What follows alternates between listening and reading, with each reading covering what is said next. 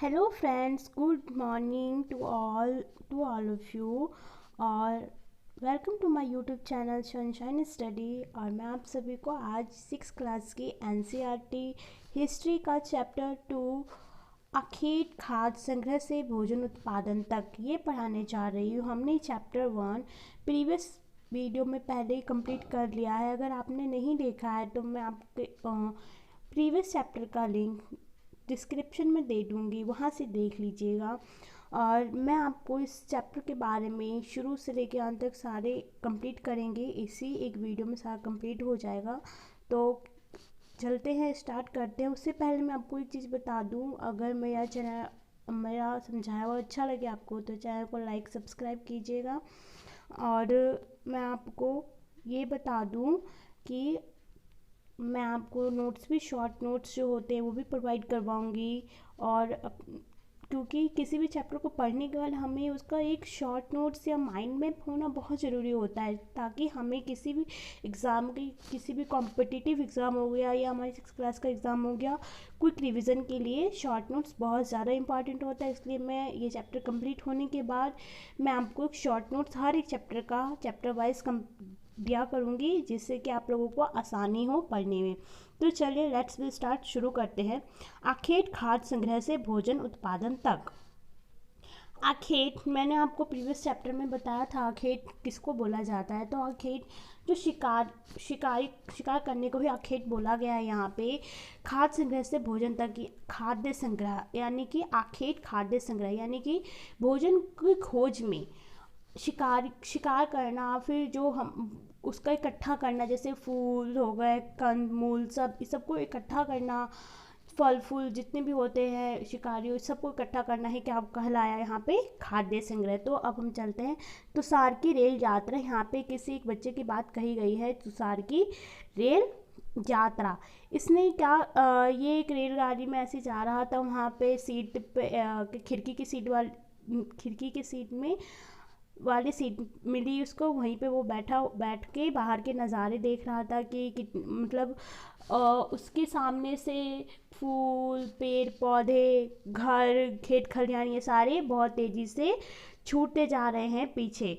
तभी उसने एक अपने चाचा जो है उससे उसके कंधे पे हाथ रख कर कहा, पता है लोगों ने मात्र 150 साल पहले रेल की यात्रा शुरू की थी। यानी कि उसके चाचा ने तुषार को बताया कि 150 साल पहले ही रेल की यात्रा शुरू की। तो तुषार ये सोचने लगा कि पहले लोग इतनी लंबी यात्रा फिर कैसे शुरू करते थे, कैसे मतलब एक जगह से दूसरी जगह जाते थे, तो क्या वो यात्रा की ही नहीं करते थे। यानी कि इतनी लंबी यात्रा जब रेल नहीं हुआ करती थी तो क्या वो यात्रा नहीं करते थे। किसका क्वेश्चन है ये? क्वेश्चन है तुषार का। जिंदगी एक ही जगह पर बिता दिया करते थे, क्या ये लोग जिंदगी एक ही जगह पर बिता दिया करते थे, इधर उधर नहीं जाते थे? ये किसका क्वेश्चन है? तुषार का। तो चलिए अब हम पढ़ते हैं।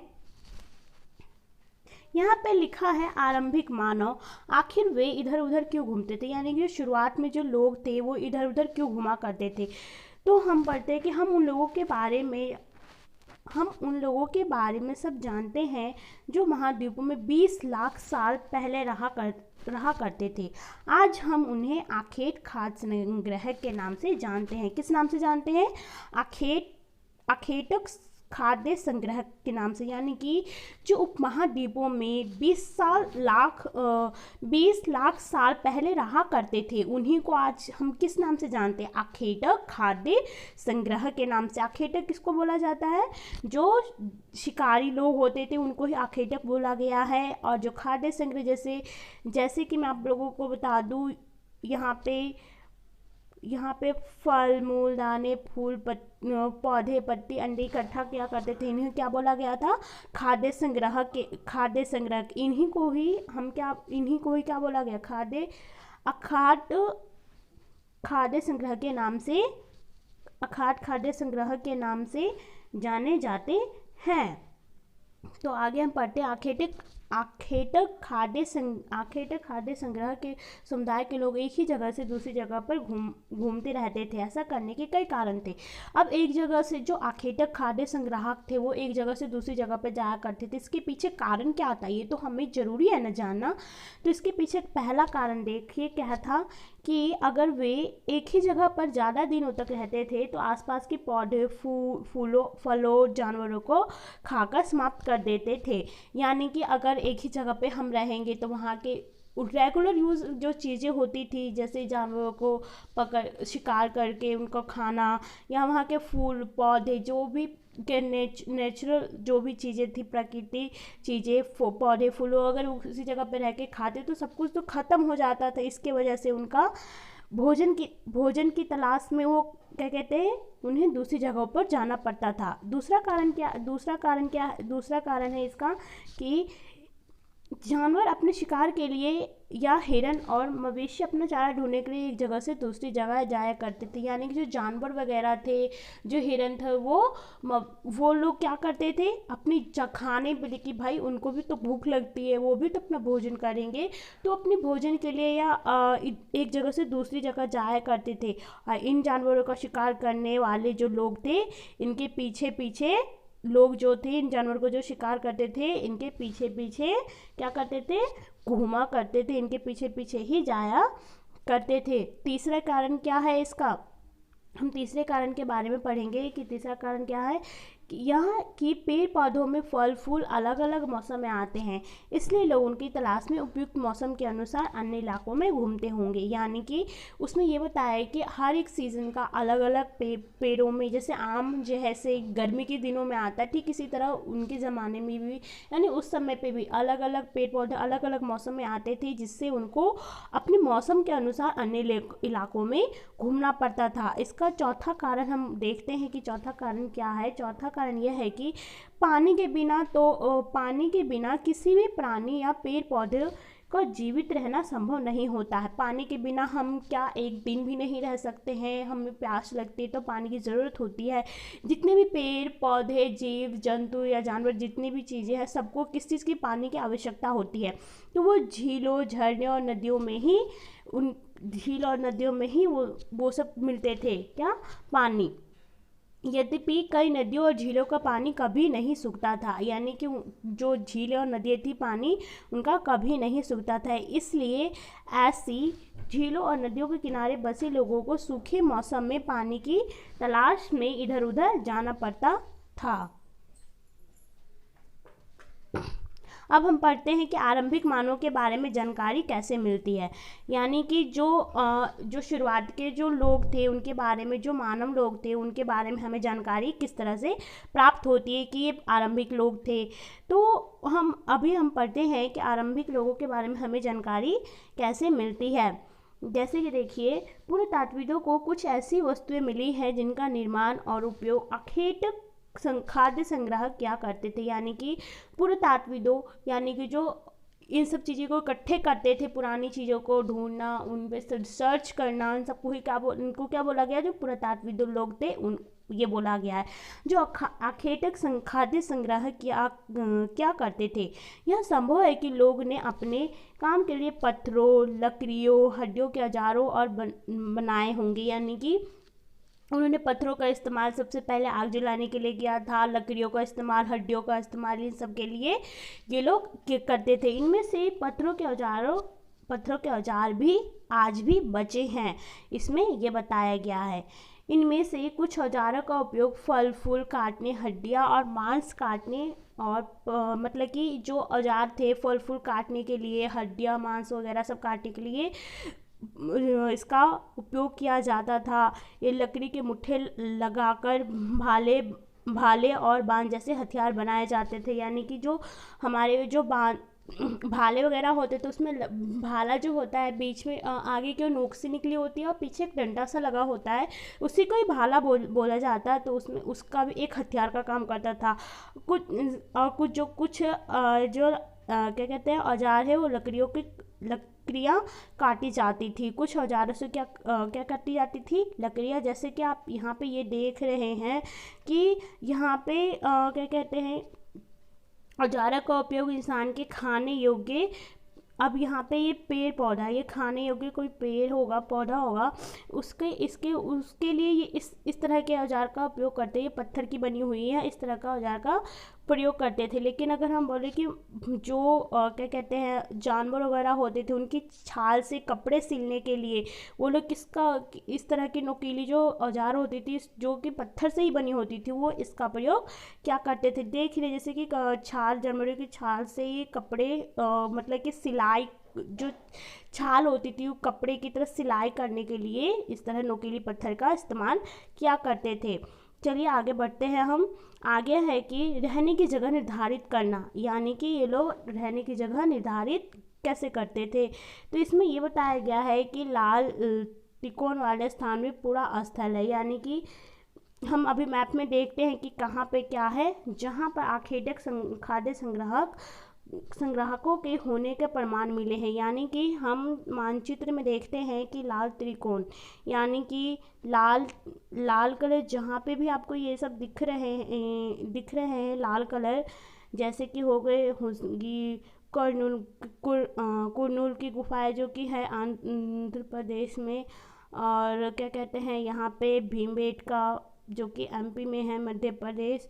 ये सब इस समय ये सब क्या बताया गया है कि इस समय आखेटक खाद्य संग्राहकों के होने के प्रमाण मिलते हैं, यानी कि इन सब में कहाँ आखेटक जो खाद्य संग्राहकों के होने के प्रमाण मिलते हैं। इनके अलावा भी और कई स्थानों पर आखेटक खाद्य संग्राहक रहते थे। इनके अलावा भी कहीं और भी रह करते थे। जहाँ पे अभी मैंने आपको बताया, ये जहाँ जहाँ ये रेड कलर का बना हुआ, एक बार आप लोग खुद ही मैप में देख लीजिएगा। वहाँ पे ये लोग हमें किसके प्रमाण मिलते हैं, आखेटक खाद्य संग्राहक के प्रमाण मिलते हैं। जैसे कि आगे बढ़ते हैं हम। भीमबेटका के बारे में बताया गया है। भीमबेटका कहाँ है, भीमबेटका जो कि है अभी एमपी में, जो कि पत्थर के उपकरण महत्वपूर्ण थे, इसलिए लोग ऐसी जगह ढूंढते रहते थे जहाँ अच्छे पत्थर मिल सके।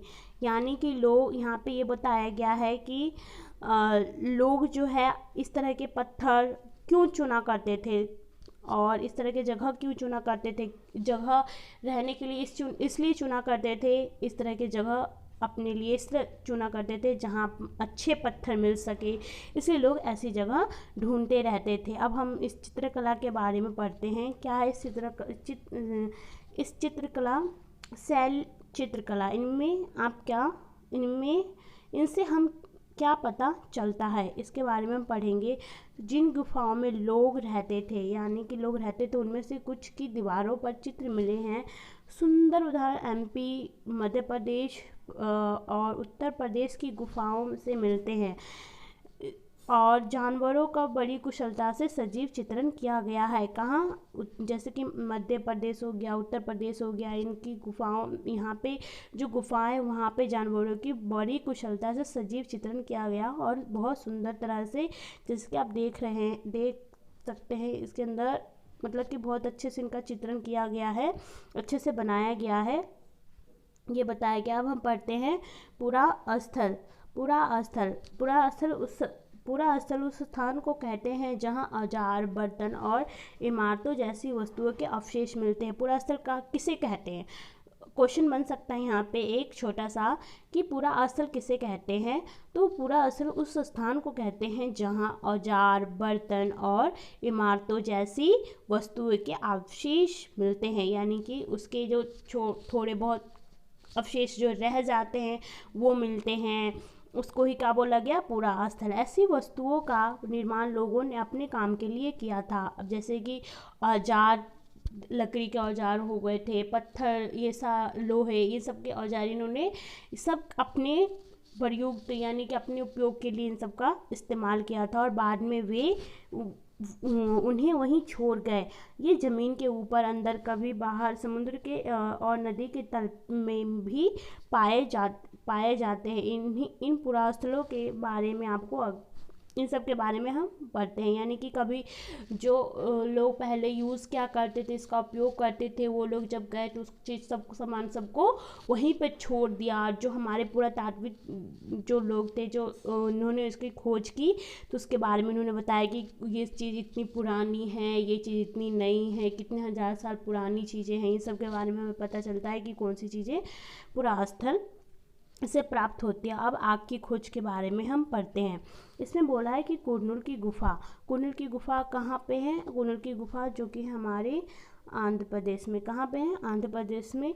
यहाँ राख के अवशेष मिले हैं, यानी कि इससे पता कर सकते राख के अवशेष, यानी कि राख का जलने के बाद जो अवशेष बचता है वो मिला है। इससे हम पता कर सकते कि उस जमाने में भी, यानी कि उस समय भी राख की खोज हो चुकी थी, इसीलिए वहाँ पे उसके अवशेष पाए गए। इसका मतलब यह है कि आरंभिक लोग आग जलाना सीख गए थे, इससे यही हमें पता चलता है। अब हम पढ़ते हैं इसके बारे में, नाम और तिथियाँ। तो जैसे कि अब नाम और तिथियाँ हम जानते हैं। पहले हम जिस काल के बारे में पढ़ रहे हैं, पुरातात्विदों ने उनके बड़े बड़े नाम रखे हैं। जैसे कि पुरातात्विदों यानी कि जो इनकी खोज करते रहते हैं उन्हीं पुरातात्विद बोला गया है। आरंभिक काल को वे पूरा पाषाण काल कहते हैं। आरंभिक काल को क्या बोला गया है? पूरा पाषाण काल। ये दो शब्दों पूरा यानी पूरा का मतलब क्या है? प्राचीन। पूरा मतलब क्या है? प्राचीन। और पाषाण मतलब पत्थर से बना है, यानी यह नाम पूरा स्थलों से प्राप्त पत्थर के औजारों के महत्व को बताता है। यानी कि जो पूरा स्थलों से प्राप्त जो पत्थर है, पत्थरों के औजारों के महत्व को ये बताता है। पूरा पाषाण काल, अब इन्हीं को ही क्या बोला गया? पूरा पाषाण काल। क्या बोला गया? पूरा पाषाण काल 20 लाख साल पहले से 20 लाख साल पहले से 12,000 साल पहले के दौरान माना जाता है। कितने साल लाख पहले मतलब कि माना जाता है इसको? तो 20 लाख साल पहले, और उससे भी पहले 12,000 साल पहले के दौरान माना जाता है। इस काल को भी कितने भागों में? 3 भागों में विभाजित किया गया। कौन कौन से हैं ये? इसके 3 भाग कौन कौन से हैं? इसके 3 भाग है आरंभिक, मध्य एवं उत्तर। पूरा पाषाण युग, ये सारे किसके हैं? किसके 3 भाग है? ये पूरा पाषाण काल युग के ये 3 भाग है, आरंभिक, मध्य एवं उत्तर। अब हम पढ़ते हैं इसके बारे में कि जिस काल में हमें पर्यावरणीय बदलाव मिलते हैं उसे क्या बोला गया? मिसोलिथी।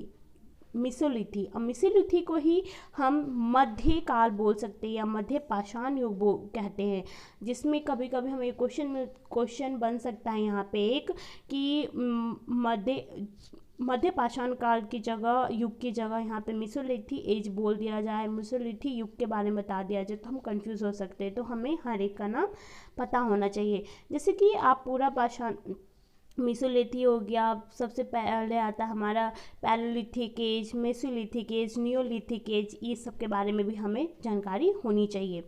तो मध्य पाषाण युग जो कि आता है पूरा पाषाण युग के बाद, पूरा पाषाण काल को ही या युग को ही क्या बोला गया है? Palaeolithic age. क्या बोला गया है? Palaeolithic age. इसका समय लगभग कितना है? 12,000 साल पहले से लेकर 10,000 साल पहले तक माना गया है। इसका कितना माना गया? 12,000 साल पहले से लेकर 10,000 साल पहले तक माना गया है। इस काल के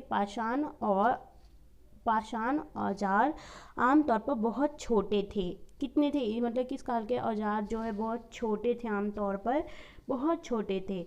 इन्हें माइक्रोलिथ बोला गया। क्या? माइक्रोलिथ, जिसे हिंदी में क्या बोलते हैं? लघु पाषाण कहा जाता है। इन औजारों में हड्डियों या लकड़ियों के मुट्ठे लगे हंसिया जैसे अभी घास वास काटने के यूज़ होते हैं, वैसे उस तरह से होता है वो, थोड़ा जैसे औजार मिलते थे। साथ साथ पूरा पाषाण युग वाले औजार भी इस दौरान बनाए जाते रहे। यानी कि अब तो वो मध्य पाषाण युग में तो वो सामान सब बनाए ही रहे, जैसे कि हंसिया हो गया, लकड़ी के मुट्ठे लगे हंसिया हो गया, जैसे औजार बना ही रहे हैं। लेकिन जो पूरा पाषाण काल की युग के जो औजार है उनको भी वो इस्तेमाल कर ही रहे थे, ये नहीं है कि उसको इस्तेमाल करना छोड़ दिया था। अब हम अगले युग की शुरुआत लगभग 10,000 साल पहले से होती है। इसे क्या बोला गया है? नवपाषाण युग। It means neolithic age. नवपाषाण का क्या मतलब होता है? तो हमने कुछ स्थानों के नाम दिए हैं। नवपाषाण का मतलब जो अभी हम जिनके बारे में बात करते हैं। इसमें बदलती जलवायु के बारे में बताया गया है कि जिस तरह बदलती जलवायु बदलने के कारण जहाँ पे बंजर जो जगह थी वो सारी वहाँ पे घास वास आने लगी थी, जिससे भेड़ बकरी बारहसिंगा ये सब भी मतलब जो घास खाते थे, जो शाकाहारी थे, जो कार्निवोरस थे, जो हार्निवोरस थे, ये लोग क्या कहते हैं मतलब वो घास वास खाने लगे और अत्यधिक जानवरों की संख्या बढ़ी। जो लोग इन जानवरों का शिकार करते थे वे भी इनके पीछे आए, यानी कि भाई उनकी मात्रा बढ़ रही है तो धीरे धीरे इनके पीछे आएंगे ही। तो साथ ही इस काल में मछली भी भोजन का महत्वपूर्ण स्रोत बन गई। अब हम बढ़ते खेती और पशुपालन की शुरुआत। पशुपालन की शुरुआत। इस दौरान उपमहाद्वीप के भिन्न भिन्न इलाकों में गेहूं, जौ और मतलब कि इस दौरान जो उपमहाद्वीप भिन्न भिन्न इलाकों में किस किस चीज़ की खेती, गेहूं, जौ और धान जैसे अनाज प्राकृतिक रूप से उगने लगे थे। शायद महिलाओं, पुरुषों, बच्चों ने इन अनाजों को भोजन के लिए बटोरना शुरू कर दिया होगा। साथ ही वे यह भी सीखने लगे होंगे मतलब कि वो सब अनाज को किस तरह से उगाते हैं, अनाज की देखभाल कैसे करते हैं, काटना, फसल काट उसकी उगाई, ये सब के बारे में उन्होंने इस एज में धीरे यहाँ पे सब पता करने लगे थे। और फिर हम यहाँ पे ये पढ़ते हैं कि धीरे धीरे लोग भेड़, बकरी, गाय और सूअर जैसे जानवरों को अपने घरों के नज़दीक आने को उत्साहित करने लगे। यानी कि हम एक तरह से कहते हैं कि वो घास वगैरह सब घर पे ले आते थे, उनको उत्साहित करते थे अपने घर पे रहने के लिए और एक तरह से उनको पालतू जानवर बनाने की कोशिश करते थे। ऐसे जानवर झुंड में रहते थे, ज़्यादातर घास खाते थे। अक्सर लोग अन्य जंगली जानवरों के आक्रमण से इनकी सुरक्षा क्या करते थे और इस तरह धीरे धीरे वे पशुपालक बन गए। यानी कि इसी तरह धीरे धीरे वो क्या बन गए, पशुपालक बन गए। अब हम पढ़ते हैं बसने की प्रक्रिया क्या है। तो लोगों द्वारा पौधे उगाने और जानवरों की देखभाल करने को बसने की प्रक्रिया नाम दिया गया। यानी कि जो लोग थे पौधों को उगाना, धीरे धीरे उन्होंने अपनी ज़रूरतों को पूरा करने के लिए उन्होंने क्या किया, धीरे धीरे पौधों को उगाना, जानवरों की देखभाल करने, ये सब की प्रक्रिया क्या कहलाने लगी, धीरे धीरे बसने की प्रक्रिया। क्योंकि आप कोई भी पौधा उगा रहे, कोई भी फसल उगा रहे तो उसको तैयार होने में तो टाइम लगेगा, उसको बोना, काटना, फिर पूरे साल कभी कभी उनको 2 महीने के लिए कोई फसल 6 महीने के लिए होती, कोई साल भर के लिए होती है। तो इस तरह से उनको उतने दिनों तक वहीं पे रहना पड़ता था। जिस तरह से धीरे धीरे करके वो वहीं पे जहाँ पे रहा करते तो वहीं पे धीरे धीरे बसने लगे थे और यहीं से इनकी क्या होती है, बसने की प्रक्रिया आरंभ होती है। अब हम आगे पढ़ते हैं। यहाँ पे क्या कहते हैं वो बताया गया है कुछ पढ़ते हैं हम। लोग उन्हीं पौधों तथा जानवरों का चयन करते थे जिनके बीमार मतलब कि जो जानवर या जो पौधे बीमार कम हो, जो पौधे ख़राब ना हो, जानवर जो है क्या कहते हैं वो बीमार ना पड़े, इन सब चीज़ों का वो पहले से ही वो क्या कहते देख रेख करके इसका इस्तेमाल किया करते थे और इनका देख रेख करते थे। उन्हीं जानवरों को आगे प्रजनन के लिए चुना जाता था। अब हम इसके बारे में आगे पढ़ते हैं। इसमें कुछ ज़्यादा वो नहीं है। सूअर का कौन सा पालतू सूअर है। बसने की प्रक्रिया पूरी दुनिया में धीरे धीरे चलती रही। यही करीब 12,000 साल पहले शुरू हुई। कितने हजार वर्ष पूर्व शुरू हुई थी ये? तो ये 12,000 वर्ष पूर्व शुरू हुई थी। वास्तव में आज हम भोजन जो करते हैं वो इसी बसने की प्रक्रिया की वजह से ही हम कर पाते हैं। समझ में आई? अब हम बढ़ते हैं एक नवीन जीवन शैली। तो एक नवीन जीवन शैली किस तरह से है, तो पौधे के बीज को बोकर देखो तुम पाओगे। इसी तरह हम पढ़ते हैं कि कुछ वक्त लगता है, फिर कुछ दिन महीने लग जाते। इसी जब लोग पौधे उगाने लगे उनकी देखभाल के लिए उन्हें एक ही जगह पर लंबे समय तक रहा। जो अभी मैंने आपको बताया, काटना, पीटना, खरपतवार हटाना, सिंचाई करना, जानवरों और चिड़ियों से उसकी पौधा है तो जानवरों से चिड़ियों से उसकी सुरक्षा करना, उपयोग बहुत संभाल करना, मतलब कि उनका बहुत अनाज का उपयोग जो है बहुत संभाल कर करना पड़ता था उनको, क्योंकि इतनी मेहनत से वो लोग अनाज उगाते थे और अनाज को भोजन और बीज दोनों ही रूपों में बचाकर वो क्या करते, अनाज को भोजन और बीज दोनों ही रूपों में बचाकर रखना आवश्यक था, इसलिए लोग को इसके भंडारण की बात सोचनी पड़ी। यहाँ पे क्वेश्चन बन सकता था कि लोगों को क्या कहते हैं इस अनाज के भंडारण की बात क्यों सोचनी पड़ी, तो यहाँ पे आप इसका आंसर ये दे सकते हैं।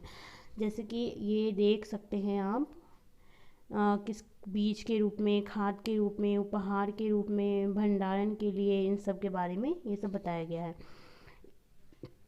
अब हम पढ़ते हैं कि जानवर चलते फिरते खाद्य भंडार, यानी चलते फिरते खाद्य भंडार यानी जानवर बच्चे देते हैं जिससे उनकी संख्या बढ़ती है। अगर जानवरों की देखभाल की जाए तो उनकी संख्या तो बढ़ती है, साथ ही उनसे दूध भी प्राप्त होता है, भोजन का एक अच्छा स्रोत।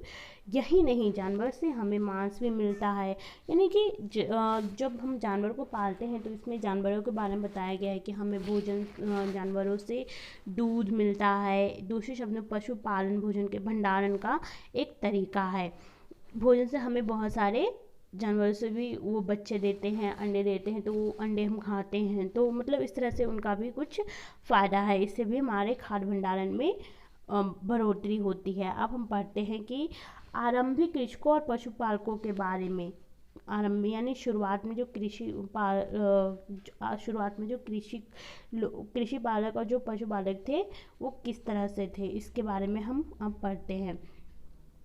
यहाँ पे नीले वर्ग के बारे में बताया गया है कि इनमें प्रत्येक बिंदु उस जगह को दर्शाता है जहाँ पुरातात्विकों को शुरुआत कृषकों और पालकों के होने के साक्ष्य मिले हैं। यहाँ पे जहाँ पे ये आपको अभी मैप में मैं दिखाती हूँ कि मैप में अभी दिखाती हूँ कि जहाँ पे ये जैसे ये देख रहे हैं, मेहरगढ़ हो गया, बुर्ज होम हो गया, चिरांद हो गया, महागाड़ा हो गया, ये सब कहाँ, ये सब किसके वो बताते हैं, ये सब बताते हैं हमारे किसके, ये सब हमारे बताते हैं, ये सब बताते हैं हमारे पुरातात्विदों को शुरुआती कृषकों और पशुपालकों के होने के साक्ष्य। यानी कि शुरुआत में जो कृषकों और पशुपालकों के जो साक्ष्य कहाँ से प्राप्त होते हैं, तो जहाँ से मैंने आपको बताया, मेहरगढ़ और भी जितनी भी जगह थी ब्लू में, आप एक बार मैप को देख लीजिएगा, वो सब के साक्ष्य यहाँ से प्राप्त होते हैं। तो आगे बढ़ते हैं। आगे है कि स्थायी जीवन की ओर वो लोग जो उस समय थे वो किस तरह से अग्रसित हुए, आगे बढ़े। तो पुरातात्विदों को कुछ पुरा स्थलों पर झोपड़ियों और घरों के निशान मिले। यानी जो पुरातात्विक जो थे उनको कुछ पुरा स्थलों पर, यानी कि जो उस समय के जो स्थलें थे वहाँ पे झोपड़ियों, घरों के कुछ निशान मिले हैं। जैसे कि बुर्ज होम, जो कि कहाँ है अभी, कश्मीर में। बुर्ज होम कहाँ है, कश्मीर में के लोग गड्ढे के नीचे घर बनाते थे, यानी गड्ढे के नीचे घर बनाते थे।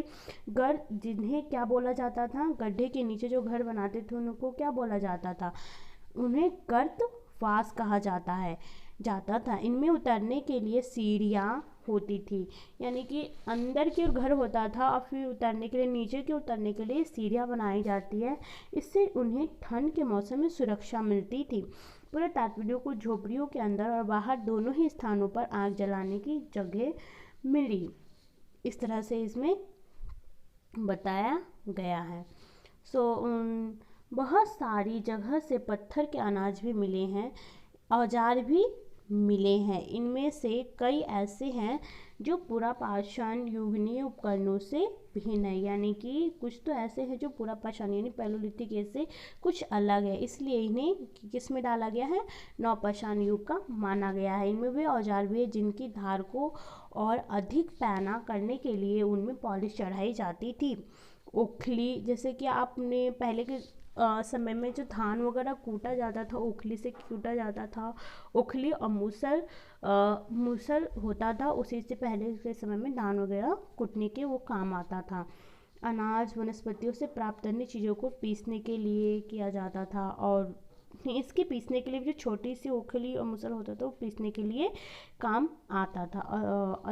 हजारों साल बाद भी ओखली और मूसल का प्रयोग अनाज पीसने के लिए किया जाता है। उसी तरह प्राचीन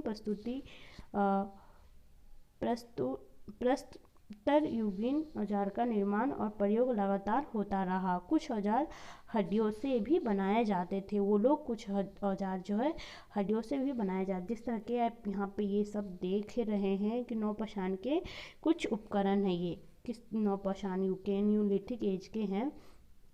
और इस तरह यहाँ पे ये मटकी है, जैसे कि हम पता कर सकते हैं कि इसके अंदर कुछ अनाज वनाज रखने के लिए मटके का इस्तेमाल किया करते हैं। फिर नौपाषाण युग के पुरास्थलों से कई प्रकार के मिट्टी के बर्तन मिले हैं।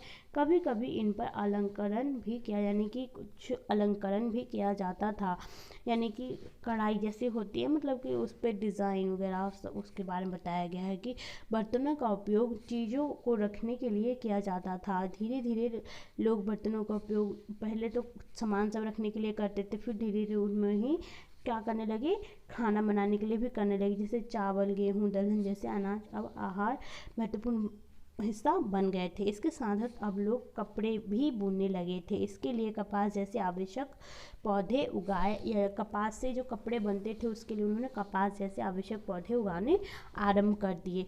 क्या ये परिवर्तन हर जगह एक ही साथ आ गए होंगे? तो इसका आंसर है नहीं।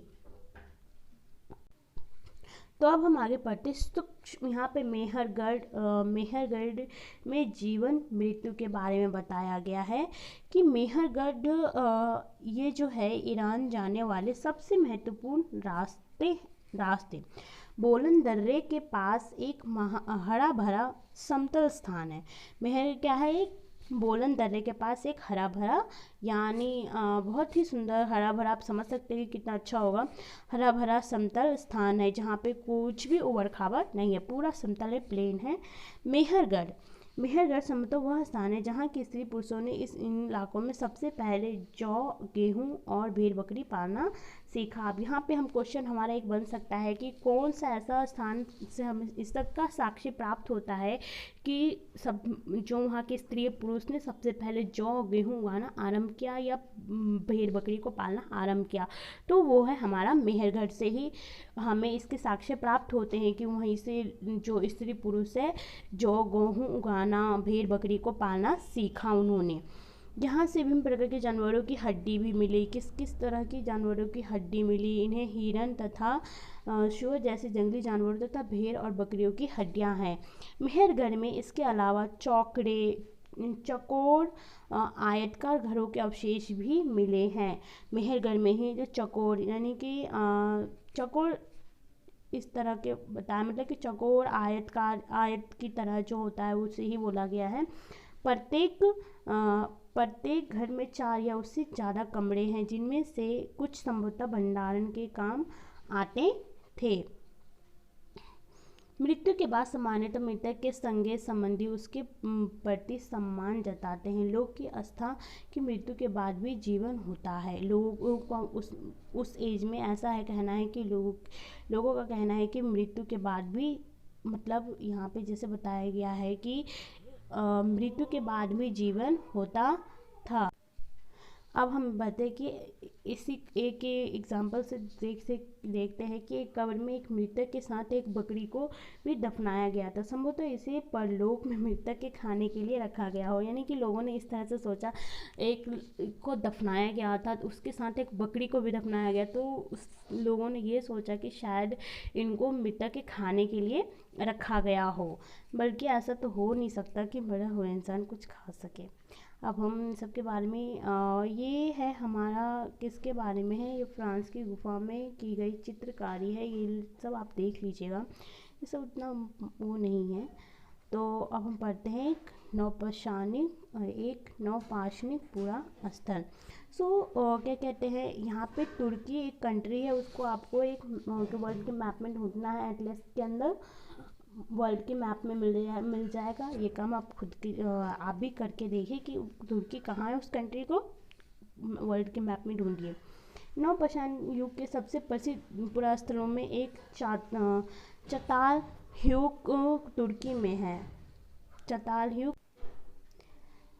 यहाँ दूर दराज स्थानों से कई चीज़ें लाई जाती थी और उनका उपयोग किया जाता था, जैसे सीरिया से लाया गया चकमक पत्थर, यानी कि बहुत दूर दूर से कुछ कुछ सामान लाया करते थे और उनका उपयोग करते थे। जैसे कि सीरिया एक कंट्री है, वहाँ से एक चकमक पत्थर, लाल सागर से कौड़िया, भूमध्य सागर की सीपियाँ। ध्यान रहे कि उस समय तक पहिए वाले वाहन का विकास नहीं हुआ था। लोग सामान खुद या जानवरों की पीठ पर लादकर ले जाया करते थे। उस समय भी किसी भी पहिए वाले जो गाड़ी होती थी उसका इस्तेमाल नहीं हुआ करता था। लोग पीठ पर लादकर या जानवरों के सहारे किसी भी सामान का एक जगह से दूसरी जगह ले जाया करते थे। तो हमारा चैप्टर अब समाप्त हो गया है। यहीं पे हमारा ये पूरा चैप्टर कंप्लीट हो चुका है। तो इस तरह से आप क्या कहते हैं, इसी तरह से पढ़ते रहिए, और जो भी क्वेश्चन आपको किसी भी तरह की डाउट है तो आप मुझसे क्लियर कर सकते हैं, मुझसे पूछ सकते हैं, कमेंट बॉक्स में डाल सकते हैं। और चैनल को लाइक सब्सक्राइब कर दीजिए। और thank you for watching this video. Thank you, have a great day.